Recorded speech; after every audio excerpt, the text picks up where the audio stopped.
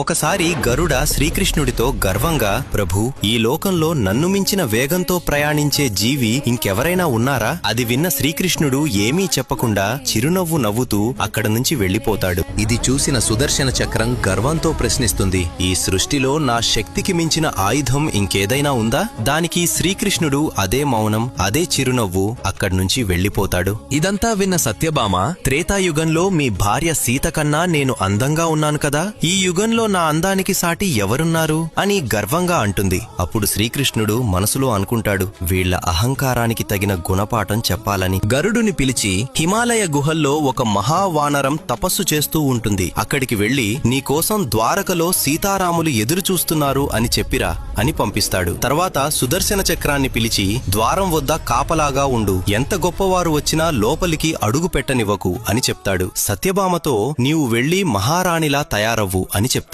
గరుడ హిమాలయాలకు వెళ్లి హనుమంతుడితో శ్రీకృష్ణుడు చెప్పిన మాటలను చాలా గర్వంగా చెప్పడం మొదలు పెడతాడు. ఆ మాటలు పూర్తవక ముందే హనుమంతుడు గరుడ కంటే 1000 రెట్లు వేగంగా దూసుకెళ్తాడు. అది చూసి గరుడ ఆశ్చర్యపోతాడు. హనుమంతుడు ద్వారక చేరుకుని రామునిలా ఉన్న శ్రీకృష్ణుడి ఎదుట వాలిపోతాడు. అప్పుడు శ్రీకృష్ణుడు అడుగుతాడు, ద్వారం వద్ద నిన్ను ఎవరు ఆపలేదా హనుమా? హనుమంతుడు చిరునవ్వుతో, స్వామి, ఒక చక్రం ఆపాలని చూసింది, కాని దానితో యుద్ధం చేస్తే మీ దర్శనం ఆలస్యమవుతుందనిపించింది, అందుకే దాన్ని అమాంతం మింగేశాను అని సమాధానం చెప్తాడు. హనుమంతుడు సత్యభామ వైపు చూస్తూ, స్వామి, ఈ చెలికత్తె ఎవరు? నా సీతమ్మ తల్లి ఎక్కడ ఉంది అని అడుగుతాడు. ఇలా శ్రీకృష్ణుడు, గరుడ, సుదర్శన చక్రం, సత్యభామ గర్వములను ఒక్క హనుమంతుడితో సమాధానం చెప్తాడు. జై శ్రీకృష్ణ అని కామెంట్ చేయండి, జై బజరంగబలి అని రాయండి.